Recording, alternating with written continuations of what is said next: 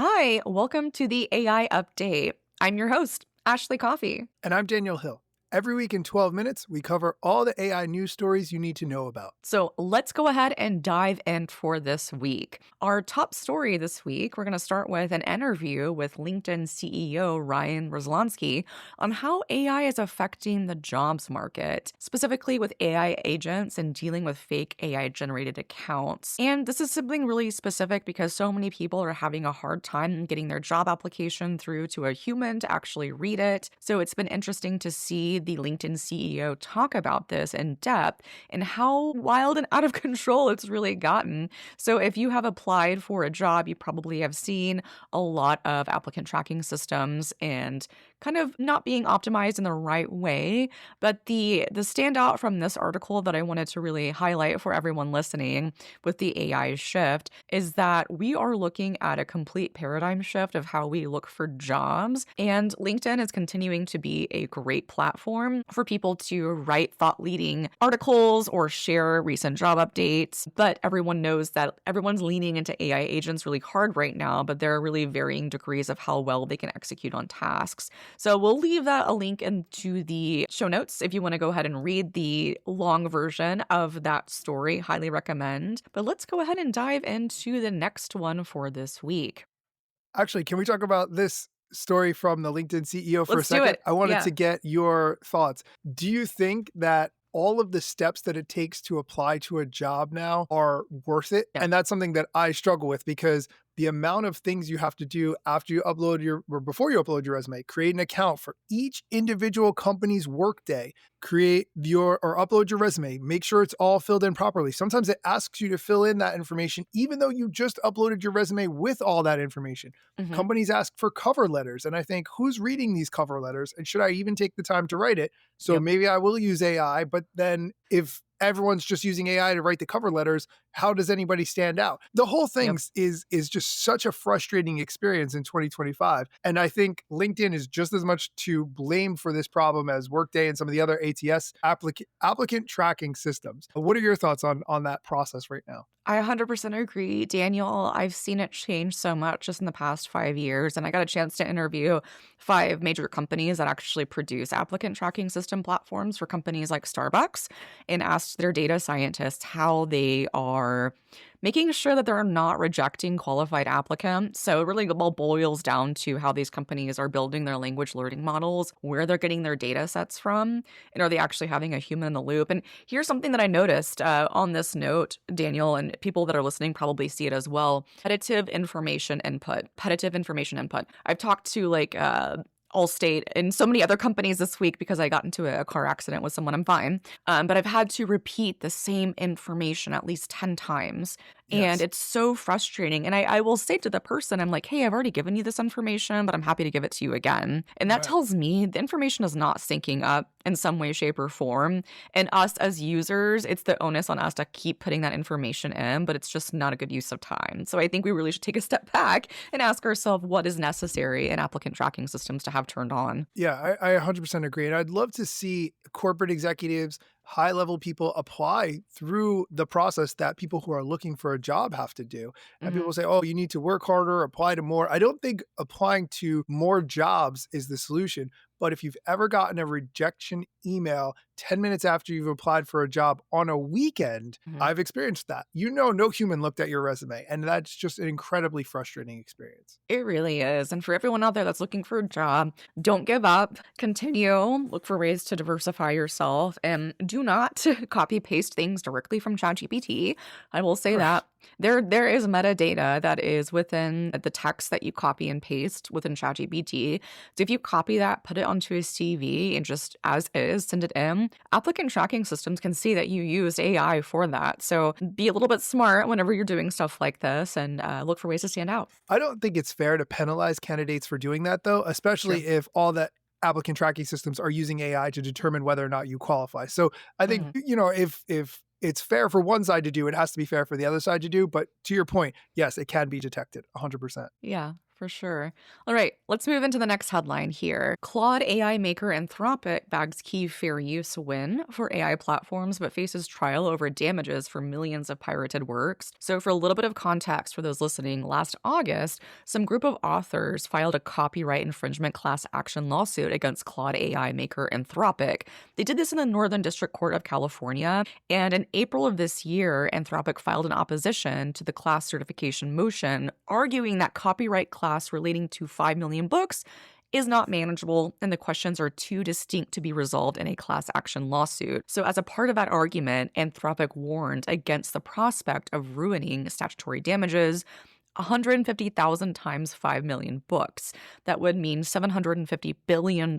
That's just an exorbitant number. So a month later after that, a hearing was held regarding Anthropic's motion for a summary judgment on fair use, which included the extent to which any of the uses in the works in question qualify as fair uses. The long story short, the judge of the hearing urged the parties to settle, which was interesting. And then later on, the ramifications of this is that this is only a summary judgment, so the early stages of a case that's currently being heard. Other AI copyright cases dealing with the same fair use issue are all looking at this case as kind of a gold standard of what might happen next. So we'll put a link to the full article here, but I do think it's something worth paying attention to because there are a lot of landmark cases going on right now related to AI that will set the scene for the future to come. What are your thoughts, Daniel? Yeah.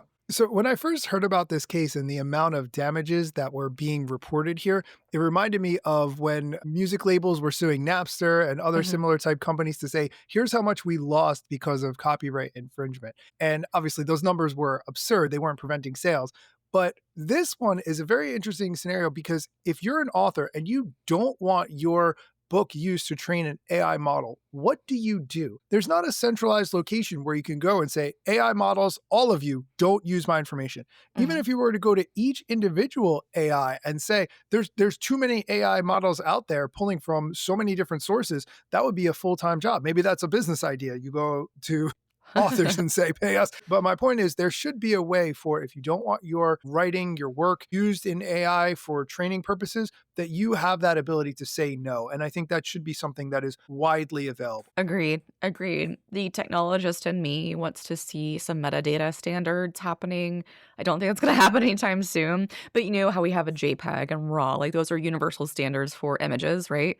We need to have some universal standard for text that's like plain text of a human and text that's AI generated. Will we get there in our lifetime? Who knows? But that's something that I do think is necessary for us to live as a cohesive society moving forward. I agree. All right, so this next headline, Daniel, you're really excited about it. So Google Photos merges classic search with AI to speed up results, which is really exciting.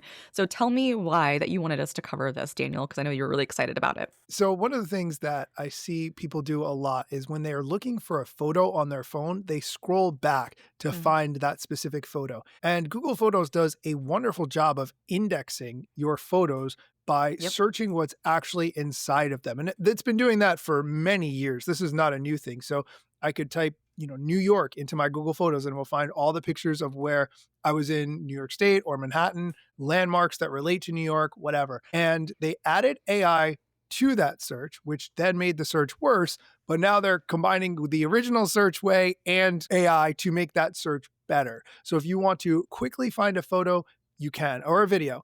And I think for people who are content creators, social media marketers, if you have a really good database of photos on your phone or on your computer that you load into Google Photos, you'll now be able to find them even quicker. And I think that makes the whole content creation process a lot easier when you can reference that old content, new content, whatever it is, by what was in the photo or where you were when you took the video. And all of that really helps the process. Tremendously. I have like 60,000 plus photos. And if I'm looking through that, I've got to be able to know. So like searching the word license plate whenever I need to look up my license plate or my driver's license, like things that you need to reference, or it's so helpful and it saves so much time. Yes, I absolutely do that. Every time I use the parking meter, I have to search car in my phone and I find a picture of I took my license plate. Yeah, especially if you're driving a rental car, right, and you're out and about and you have no Yes, idea what it yes. is. So or outfits, if you need to look at, what was the shoe that I was wearing? Look at shoe or high heel. So definitely take Yes. advantage of that if you're listening, and that will save you some time when you're ever trying to show your friend the latest, greatest thing. Absolutely. Or something that happened in the past that you wanna share. Yes, yes. And on that front, like I try to every now and then I try to do some digital hygiene and spend, whenever I'm on an airplane is when I try to go through my photos and delete all the stuff that I don't need and kind of get rid of it.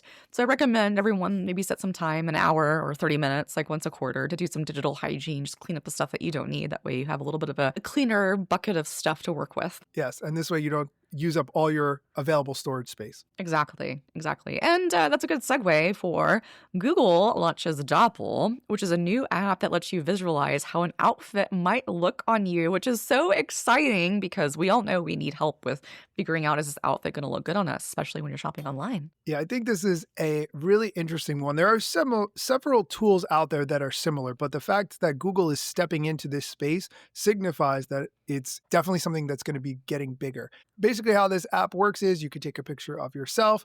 You can now import pictures of clothing items, whether it's a screenshot or something you took a picture of in a store or whatever, and you can see how that outfit is potentially going to look on you. Obviously, it's not going to be perfect, but this is where the AI part is coming in. And Ashley, you and I were talking about this before. When I saw Alicia Silverstone do this in the movie Clueless in many years ago that I don't want to say, I was blown away by that concept. But now here we are. This is something you can do. Take a picture of all the clothes in your closet when you're planning your vacation outfits. Even if you are in a store and wondering whether or not that will look good on you, but you don't have time to try it on, whatever it is, I think there's a lot of scenarios where this is going to be a very useful tool, and it's free. I love it. I love it so much. My aunt already does this, but she takes pictures of outfits on like laying on her bed and she just saves them for later.